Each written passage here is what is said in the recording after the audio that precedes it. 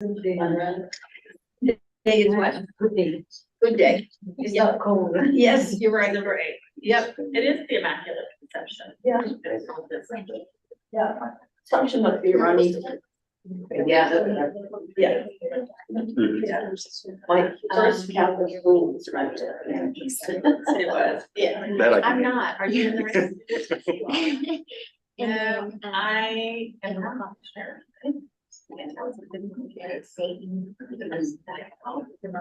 So, Very good. are you ready? Yes, You're good. I'm walking. I think you're gonna be clear. On Dave's, are you Yeah. on Dave's? Yeah. Dave's, they won. Sounds good. So- Yeah. Oh, again this year? Do I need to look? yeah, I just wanted to make sure. Oh. Are you on the pan? Oh. Yeah. Are you the presenter? That's the presenter today. I'm just here for all of this. I bet. How do I know you? I follow. I'm Phil. Can I see us? I've been running around National Day for 8 years now. I'm the kind of the on the ground program manager, grant administrator. For the old team. Famous. Yeah. I'm independent. Oh, good. Here to provide. Yeah, I'm not able to. I don't. And I'm just here. to listen. That was so great. Yeah. Yeah, I just want to know. This one should be pretty quick. It's all about just, if people are interested in getting on the next application. Yeah, it's a good idea. Do an application for one home or. So, I've got 2 here, 3, 4, 5, 4, where are y'all? Skip the homeless. okay. Yeah. Where are you guys? Hey, Point Lookout, 18515 Point Lookout, so. are you on the back side of Thinking the about arena? Lifting that one? Yeah. Well, we're trying to find more information, we've been trying to get information for, I guess about a year now. So we're hopeful that we've had a couple of ones, Yeah. and our next door neighbors are waiting now. Yeah, I think that was good. Point Lookout was the one that we were looking at. I just think that, oh yeah. Right there now. Like, huh? But I think, yeah. Point Lookout has a lot. Yeah. That's why we were at this, too. You know. The last few years.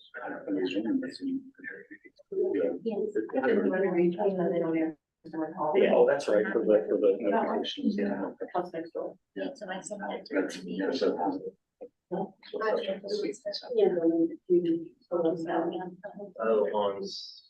Acres. Yeah, where they have the big dog. No, I thought they put a, it's been under a restraining order. These have been, yeah, for 14 months, but they haven't made them take that. What's your Thank name? you for doing I think I've met you. Oh, what's that? I actually was running around with the home. Oh, Three yeah. jobs ago. I was an administrator, social work, and then I was in Michigan. When they, when my name was. Yeah, and you got, and make sure you don't lose focus, because you can't listen to it.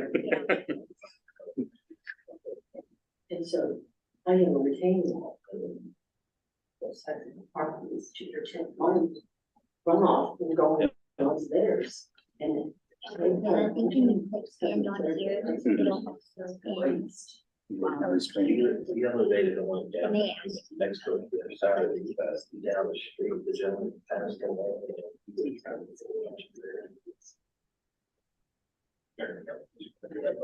Yeah, yeah. The one telling me the house I knew, we brought 30 in, and then we just take it out. We actually brought it in, leveled it, and realized it wasn't from the right place. We had to pack it back up, truck it out of there, and somebody from, it's one of the they need vehicle we have. They can bring it in. No, it's the one with floodplain. So if you're in an A floodplain or A.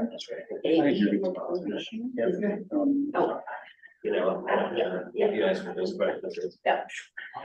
Hi, everyone. Thank you for being here. My name is Nathan Bird. I'm the city manager. Thanks for coming tonight.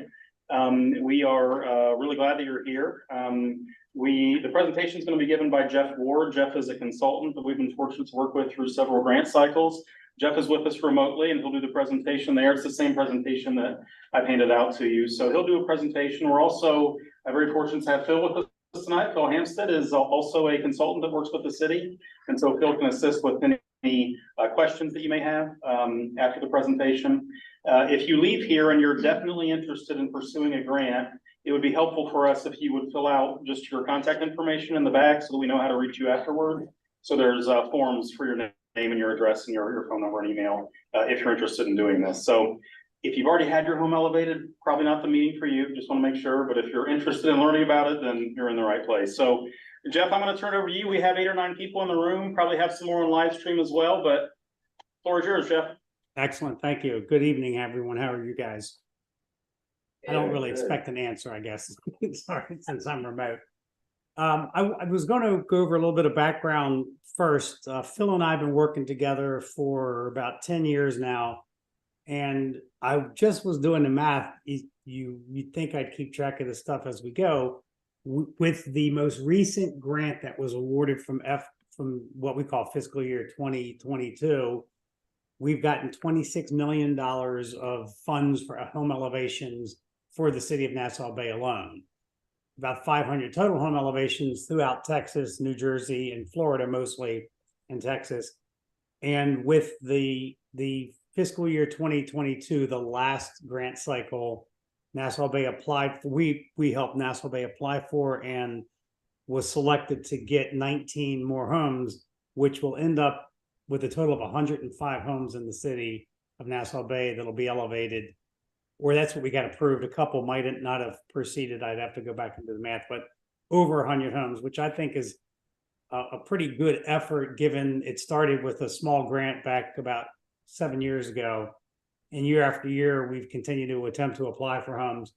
And I will say the FEMA requirements for what you need in order to prove that FEMA, they're going to fund elevations, is getting laxer each year as opposed to more difficult because they want more homes to be qualified. And I'll cover a little bit of that and we'll answer any questions. So I'm going to pop up my slide, and when I do, I'll lose my screen. I'm going to do a slideshow here. I'll lose my screen. So if there's anybody that has questions, I'd prefer to wait till the end. I won't be able to see you once I start the presentation, which has just gone up. So the first slide, can you guys see that first slide that says Nassau Bay and it's got some flooding pictures at the top? It's not displaying for Hang on a second, Jeff. Now let me share my screen. That would probably help, wouldn't it? here. It should work.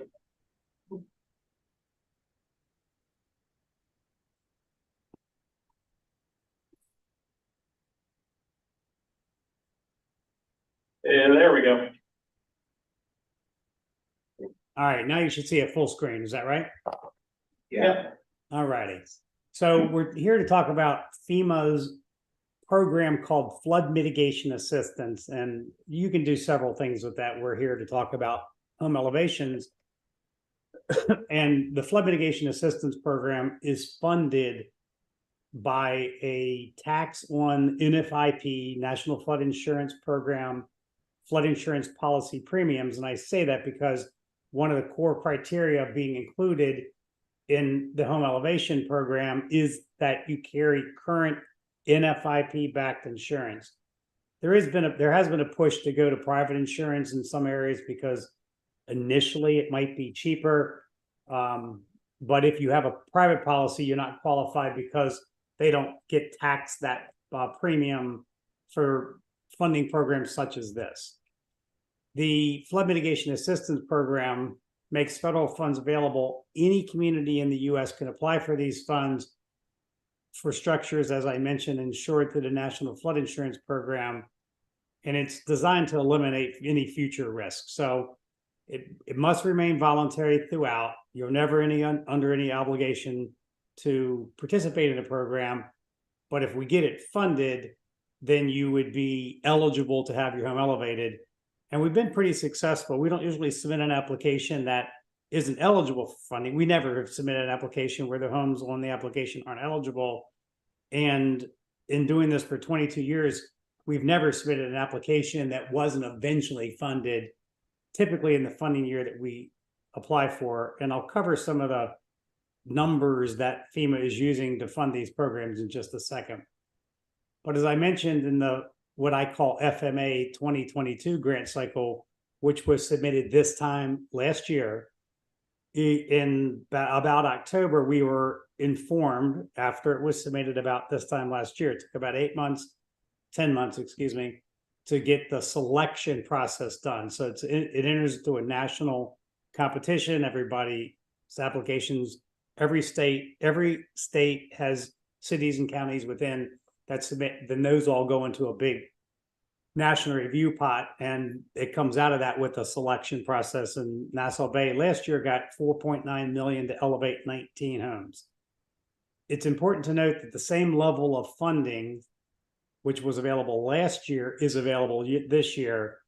And to me, that's important because it's a significant amount of money. It used to be this flood mitigation assistance program, and I'll try not to use too many acronyms. It's referred to as FMA, Flood Mitigation Assistance, was funded about $160 million nationwide, and it was a nationally competitive program. Last year, they increased it due to a lot of monies that were flowing into the system. Even the infrastructure bill had money set aside for flooding to help reduce flooding. They took it from 160 million a year to 800 million a year. Last year, we helped Texas submit 150 million in applications, and all of them were selected for funding. One of those, as I mentioned, was Nassau Bay. When these grants get funded, they go in with the basic assessment of 75% federal funds. So if we have a project that's $100,000, FEMA will fund 75% of that, $750,000. And the homeowners are responsible for that difference. I was using that as an example. I mean, 4.9 is certainly the federal share of that is a lot greater than the number I was just using. But depending on the categorization of the property itself, each home is eligible for either that 75% federal funding, 90%, or 100%. And that determination on the percentage of eligibility is based upon the prior flood claims on the property. So to be eligible for 100%, you have to be categorized as severe repetitive loss. And I can help figure out what your federal percentage would be.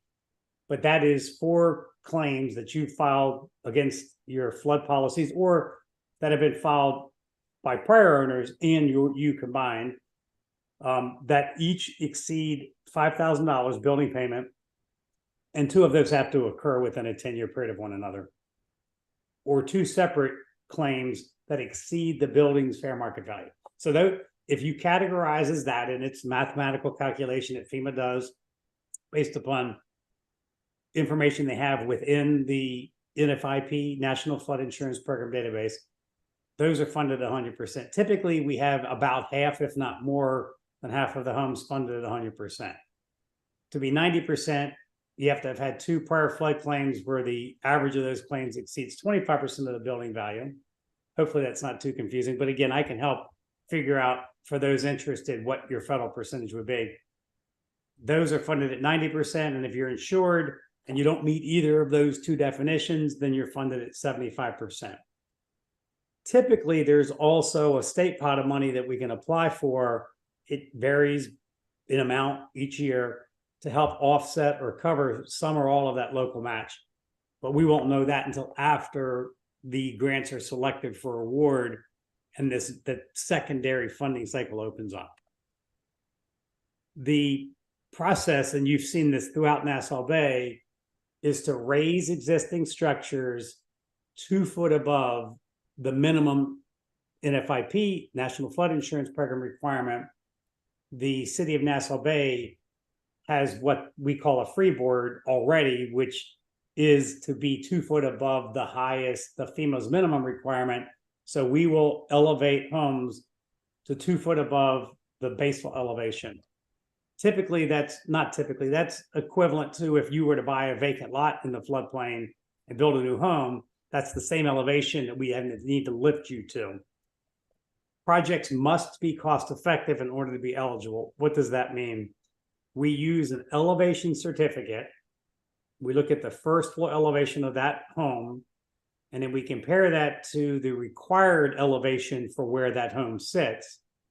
And there's a software program that FEMA has put out that has what they call depth to damage curves. For each foot of water, it estimates the percent damage. And if we can show that we're going to reduce this flooding from a small event to a large event, a Harvey to just a rain event, then by lifting the home, then all of those accumulated savings are the cost effectiveness or the benefits of elevating the home.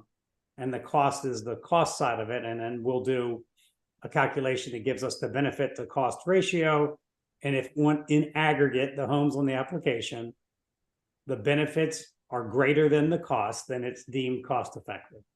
And we do all that calculation. Your cost of entry, if you will, into the application process is that elevation certificate, because we need that in order to be able to do this financial calculation.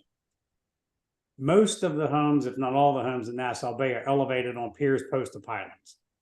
Most of the homes, if not all of the ones that we've elevated, are slab on grade, and we lift the homes from under the slab up in the air. So there's typically no reconfiguration of the first floor or the ground level of the home, which is usually where the bathrooms, plumbing, kitchens, cabinetry, most of the stuff that would be expensive to replace are, and we lift that up, and then the slab and the interior finishes of the home remain the same. And then the utilities are disconnected, reconnected, and ingress and egress is given back to the homes. It's a complex process. I make it sound simple, but you've seen them, I'm sure. The depth in the floodplain, how deep the home sits. Whoops, I didn't mean to do that. Sorry about that. I'll go back. The depth in the floodplain drives the benefits, and then the type of elevation. I'm not going to go back because these were the last two bullets. The type of elevation will drive the cost. How high it needs to go, how large the home is. If it's 2-story brick, it's more expensive to elevate than a 1-story wood or 1-story brick, because it simply weighs more and it requires more piers, posts, or pilings. The benefits of elevating are probably pretty simple or pretty obvious. It reduces future flood risk to both house and contents, eliminates the need to move things out of harm's way if you know a flood is coming. Sometimes you don't know, of course. One of the things that I continue to say, but it's pretty obvious at this point. Back years ago, no one was elevating homes. There were a lot of slab levelers and people that came in and fixed foundations throughout Texas and throughout the Houston area, but no one really had the techniques and the equipment to elevate homes. Now there are multiple contractors that have the technology and equipment, very expensive equipment.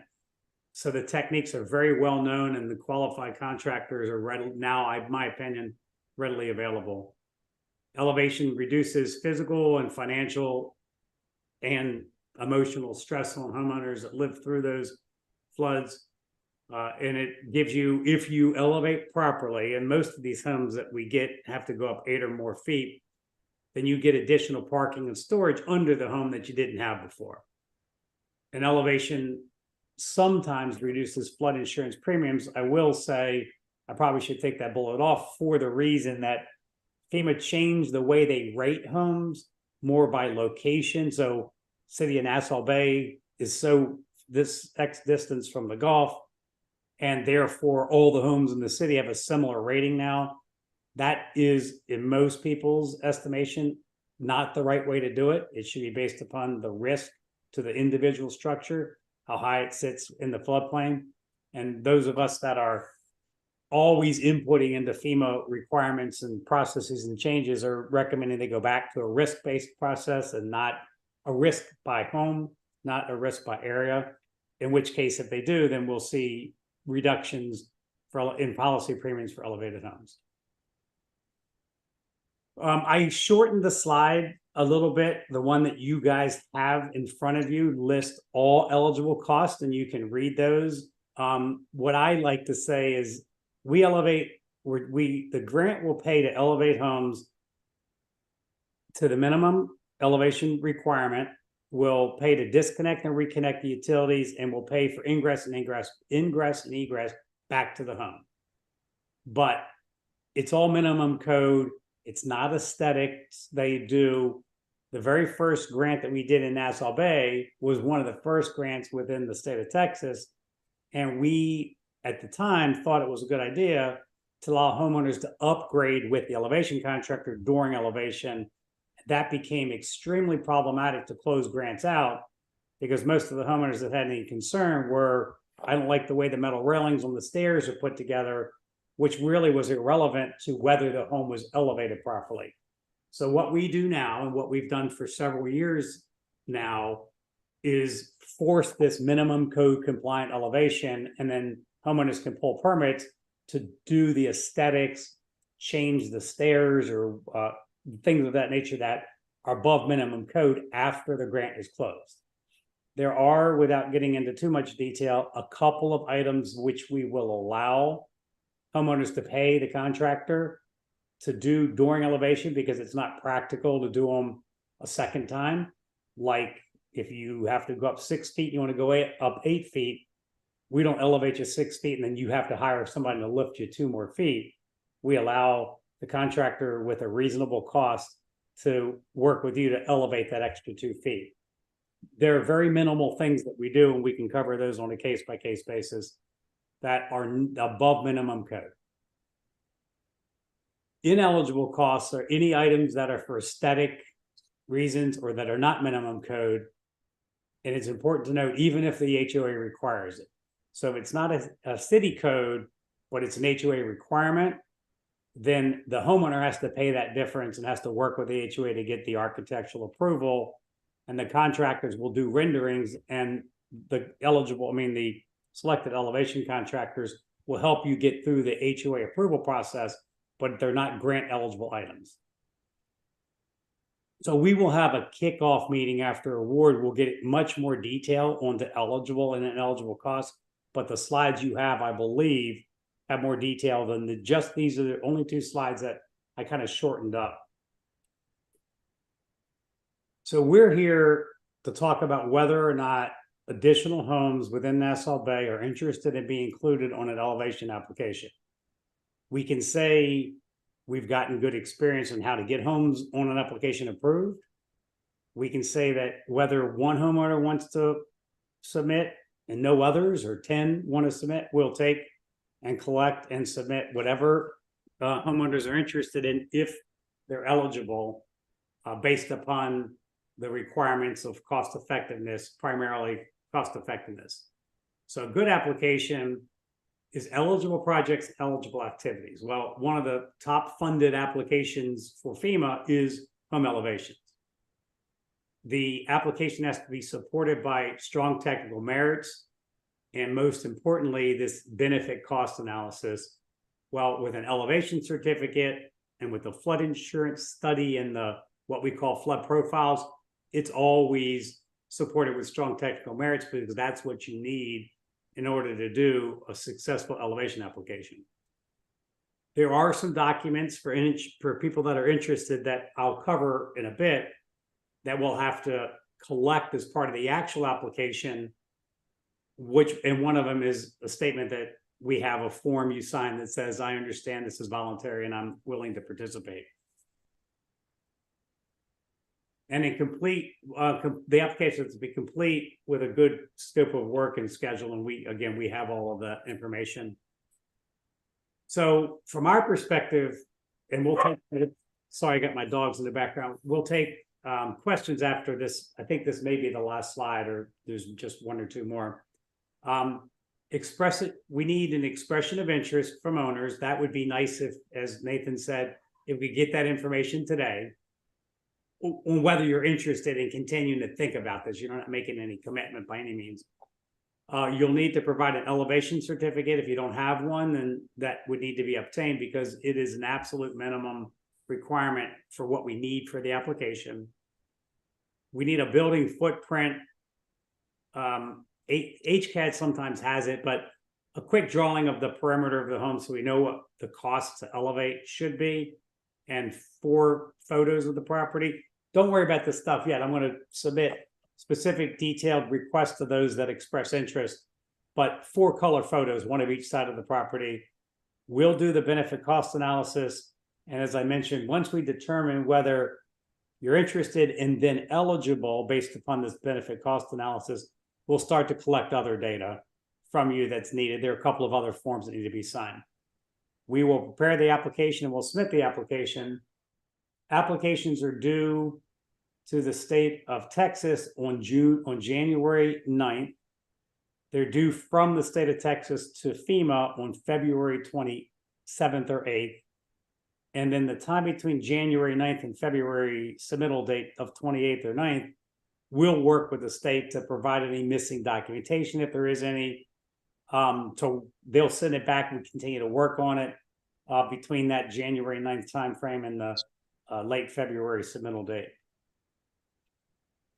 I use this in another one. This SRA should say Nassau Bay, but the contact information, I only put mine down because I'm assuming you know city contact information.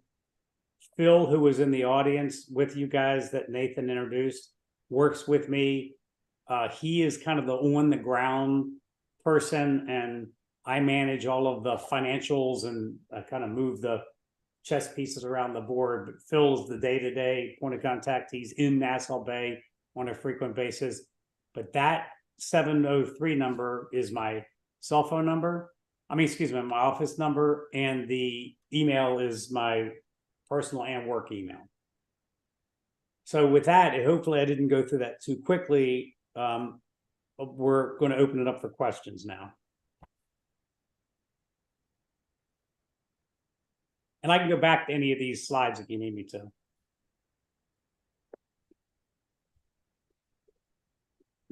What is the deadline for applying? For you to apply, is that what you're saying? Yes. That there's really no application process for you other than this is the start of that. We need elevation certificates. Today's the 7th of December, probably in the next 2 weeks, in order to have the time to do the assessment on eligibility. If you have one already, I'd take it today if you had it.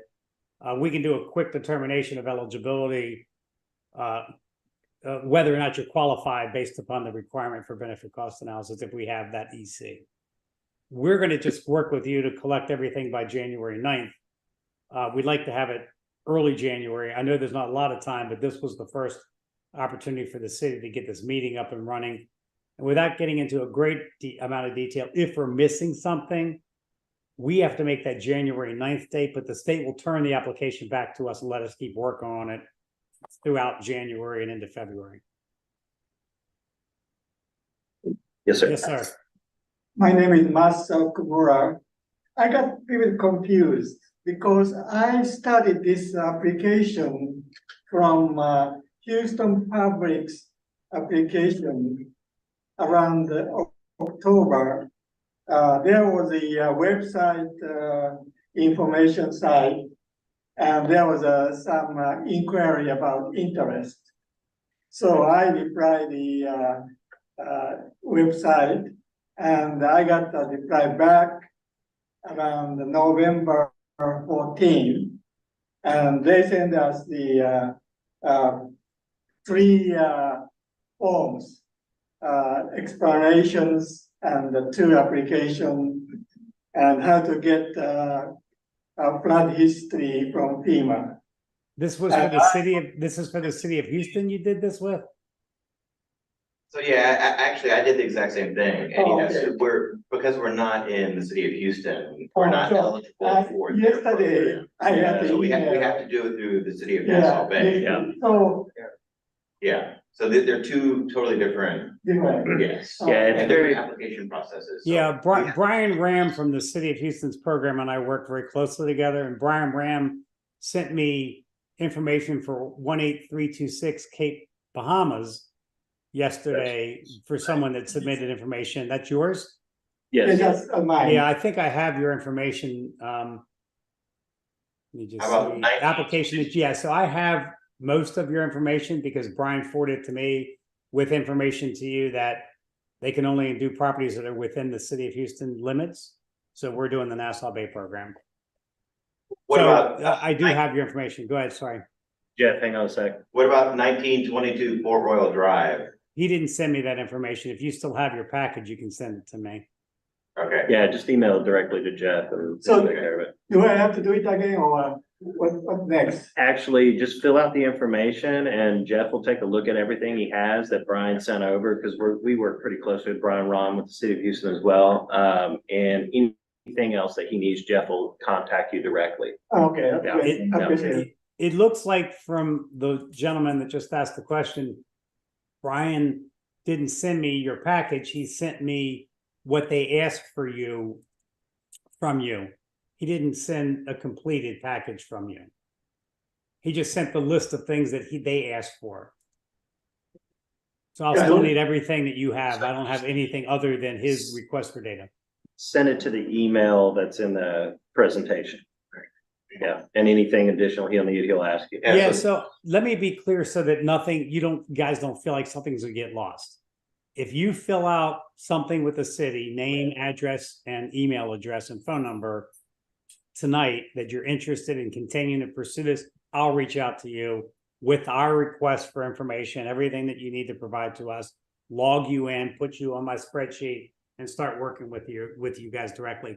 So if you're not clear whether you did or didn't send something to Brian and I got it or whatever that might be, just express interest and give me your email and I'll send you an email with what I need.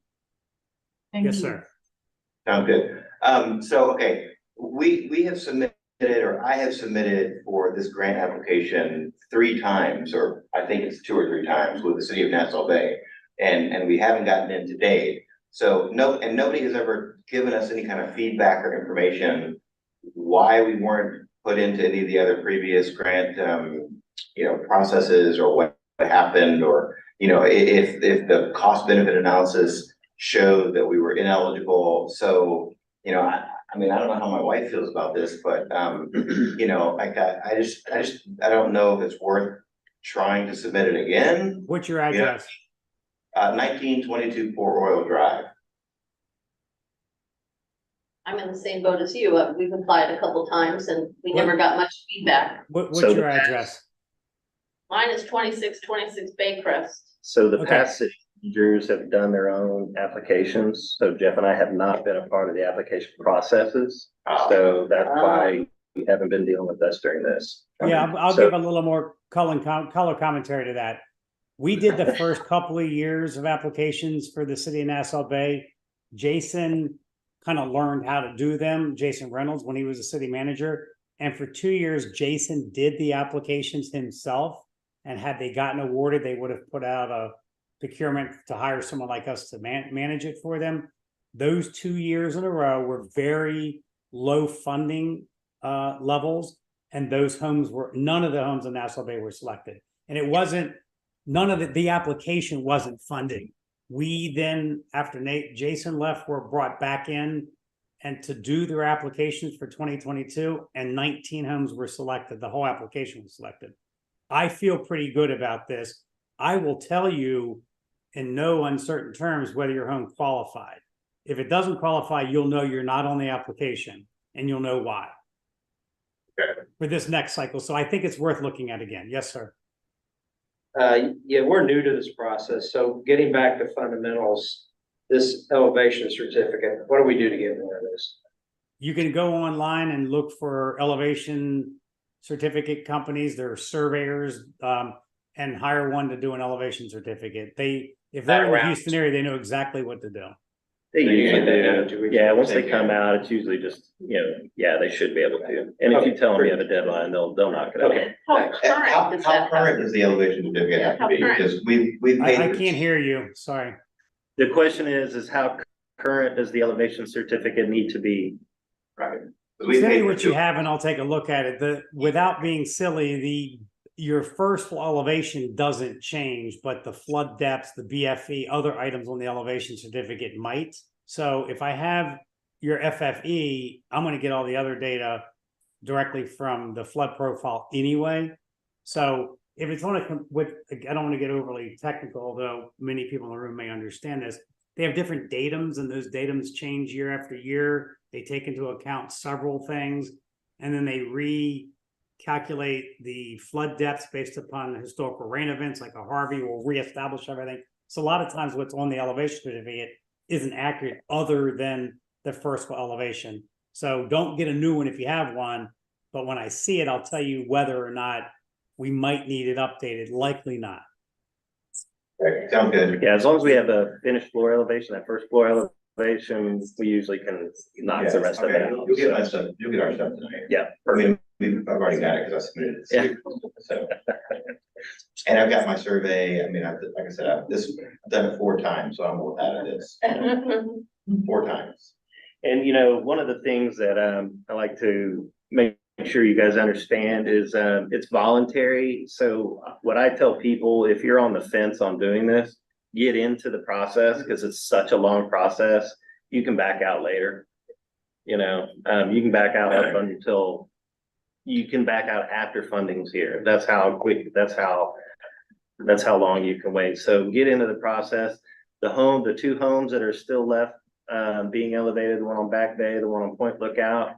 Those are from the 2019 application. So that's how long the process is. So just understand, get into the process now and you can always decide later. So What exactly is the timeline? So if we get the stuff and it all gets submitted to Texas and then to FEMA, when will we know if we get funded? And then what is the approximate time, years wise, will be before they start lifting? Jeff, you want to answer Yeah, that? let me give you 2022 cycle. So the applications for last year, and by the way, both of the property addresses that were just mentioned about applying multiple times were on the most recent application, the FY 2020 application that Jason did, and both were right on the verge of being cost effective. And I only say that because the new models allow us to have some more generous calculations. So I assume both of the 2 that mentioned it will be cost effective. But I'll also mention you don't need, I found both homes on an old application that Jason submitted.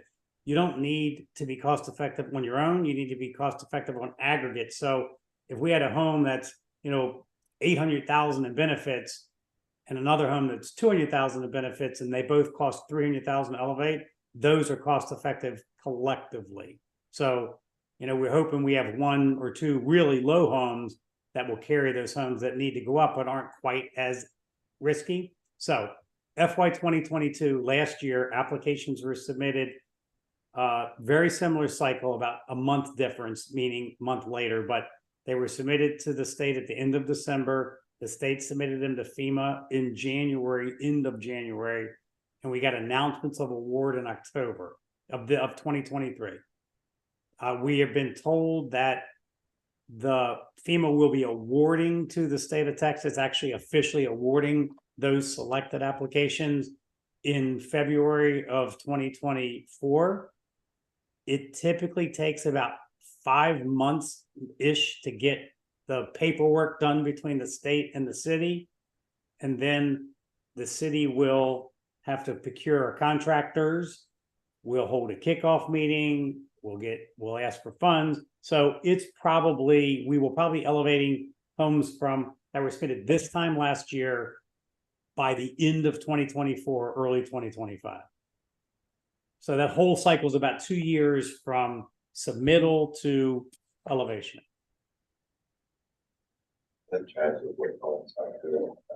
Submittal to beginning of elevation, and then elevations have been taking from permitting to construction through occupancy about 6 months. Phil, do you concur with that? Yeah, 4 to On 6 average. months. Yeah, depending on weather. Yeah. Every home, some have much more complexities and have some, you know, startup time that takes a little longer to get going after we give notice to proceed, but that's a rough timeline. And the process to elevate doesn't take tremendous, it's a lot quicker than the process of waiting for the money. That is a very true statement. Yes, sir. During process of working on elevation, is there any damage to house, like a floor was cracked or a column was broken, anything like that? In very, very rare cases. Jeff I think Jeff alluded to some of the numbers, we've overseen the elevation of nearly, 300 to 400 homes over the last 8 to 10 years. And I can probably count on one hand where we've maybe had a tile crack or two. You might get a couple of stress fractures in your corners of some doors. They'll patch them up. You'll just have to paint them when they're done. But as far as moving dishes out, aquariums out, other than losing electricity for a short amount of time and losing the ability to get water in and out of your house, no. You don't have to move out. You don't have to protect anything. You don't have to Nothing. move any furniture, personal property out. It's a very, very, it's a pretty cool process. It's slow, but it's not a real exciting process. But what they do is they put jacks all under your house that are all, and what those jacks do is to make sure that one jack doesn't push harder than the other jack if there's more weight on it. So it's a very cool process. It's about an hour a foot, so if they're lifting your house 8 feet, takes about 8 hours. Yeah, there's a piece of equipment that they all own now called a unified jacking system. There may be new technology, but that's what kind of revolutionized elevations, and it lifts the home in coordination with all the points within, all the jacks are tied together electronically, and if a home is got different level slabs, it'll lift them at the same time with very little discrepancy, and by millimeters on how it's lifting the home. I will say one of the things that's important, if I were in your shoes, one of the things we've done, and I will say grant funded elevations are a little bit more expensive than a private elevation, for the reason that we are protecting the homeowners and the grants more than you just hiring a contractor to elevate your home. So we require that they provide insurance on your home and contents during the elevation. They have a performance bond and this full amount of the cost of elevation. They're required to buy a performance bond and a payment bond. And in Nassau Bay, we had a contractor that died and didn't finish 3 or 4 homes, and we had to use the bonds and hire the firm that issued the bonds had to, at their expense, finish the elevations.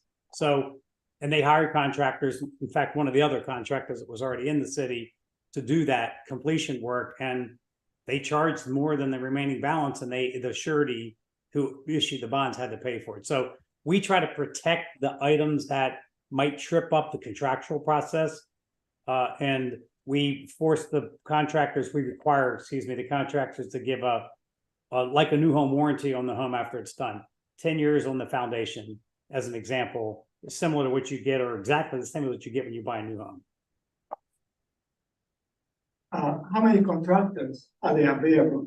Typically, it depends on how many homes are getting approved, but on the 19 home application from last year, we'll have 3 probably to choose from. If we have 3 or 4 homes, we'll probably only select 2 contractors for you to choose from. So you'll get quotes from, they'll look at your home, give quotes. You'll get a chance to understand their project management methodology, and then we'll give you the quotes if they're within the grant budget, and you'll choose whom you want to elevate your home. Yeah, once we know the application's been not just awarded, but funded. And then, like he said, about 5 months later, the contract will come from the state to the city. Once they execute that contract, we'll have a kickoff meeting for all the homeowners. We'll bring in the contractors. I'll go through all the nuances of the elevation process, what's eligible, what's not eligible, but we didn't want to get into that tonight because it can be a lengthy meeting. Right.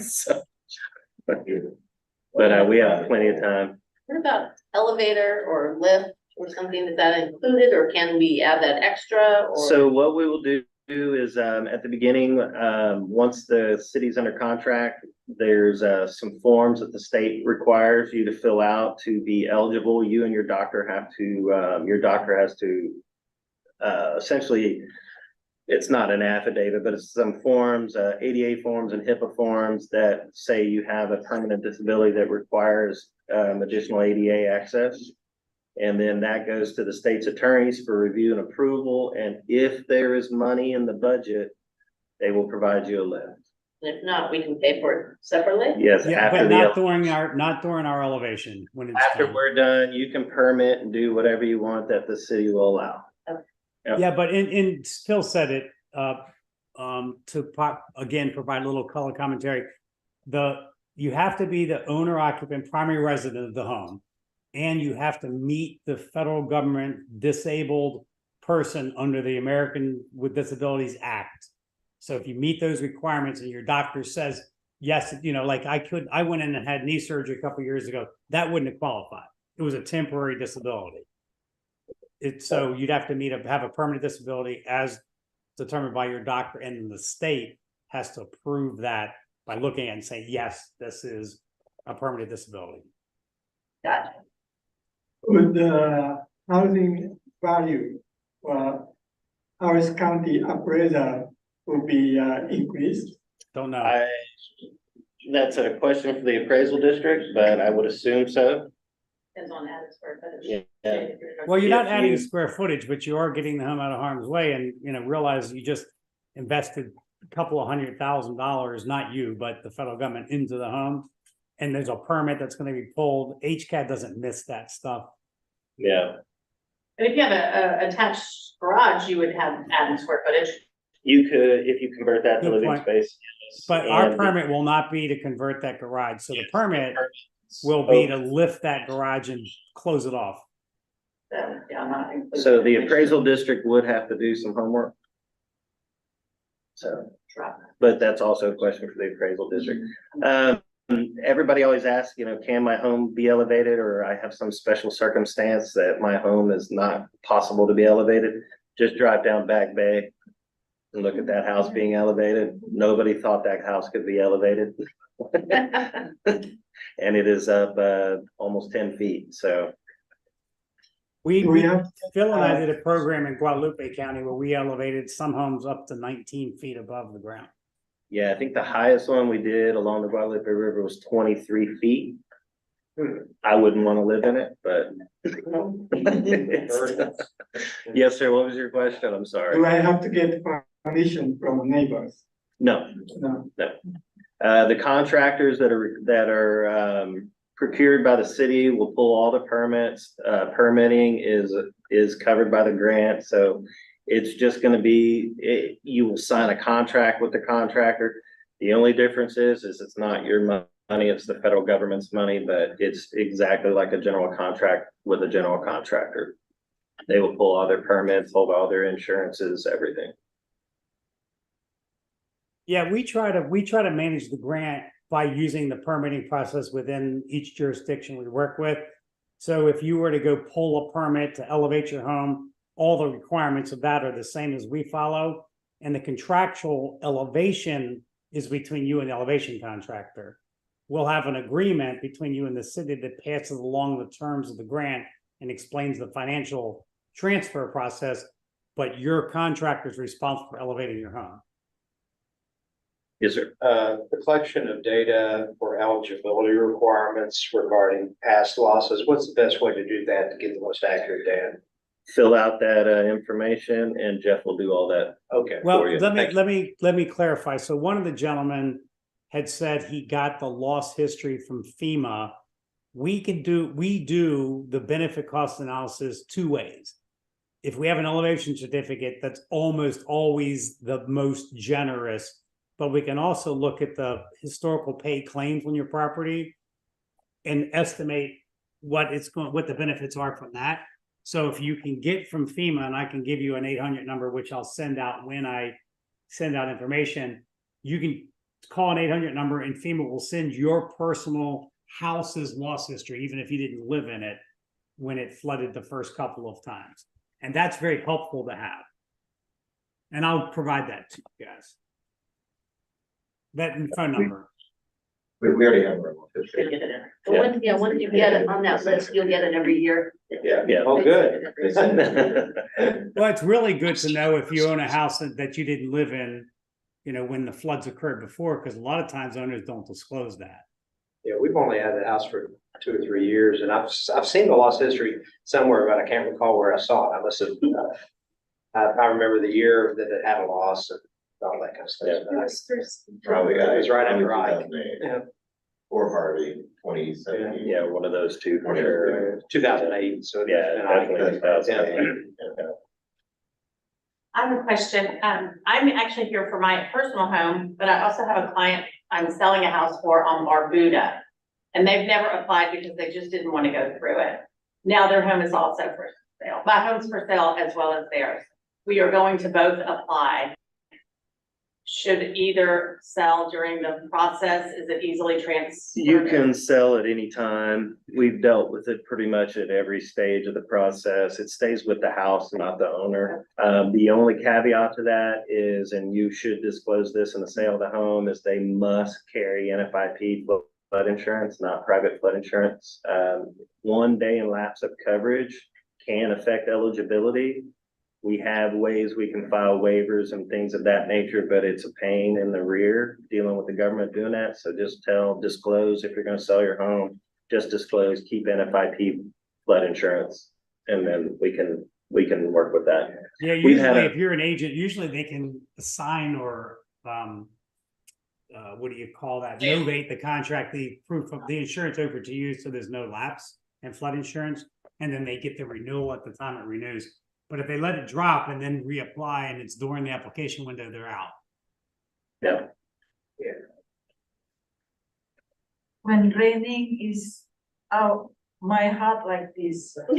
We understand. Because in the back, it's already high. Yeah, It's scary. we understand.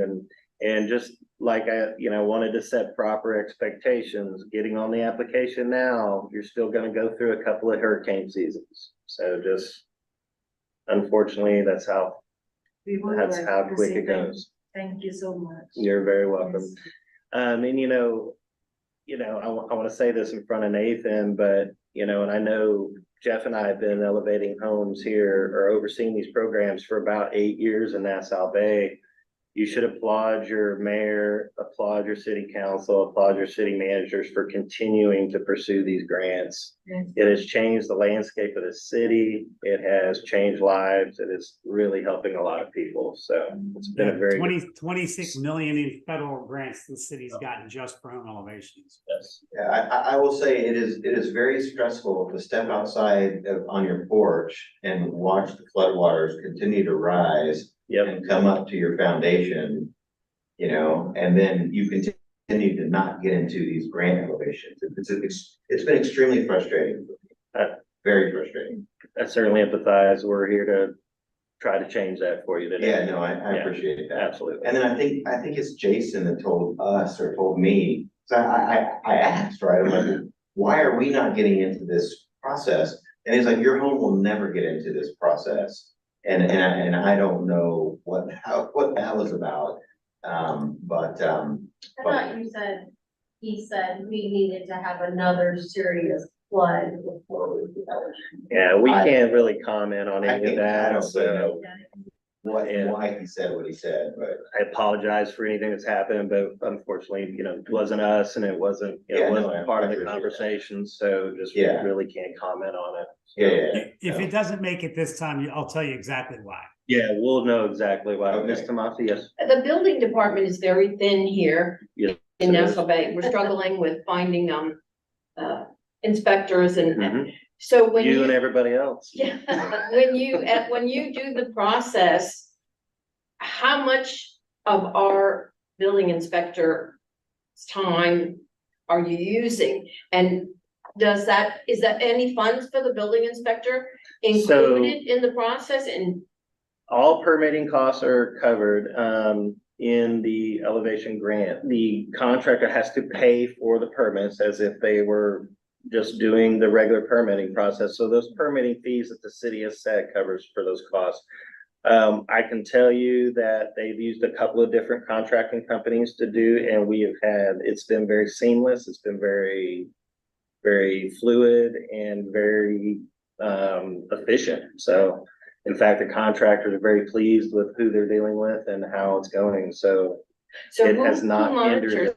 compliance? Is it FEMA? Is it you? Or is it the building It's department? all of us in general. Okay. I make sure that So in my presentation, when you come to my kickoff meeting, I will tell you, I make a good living saying no to people.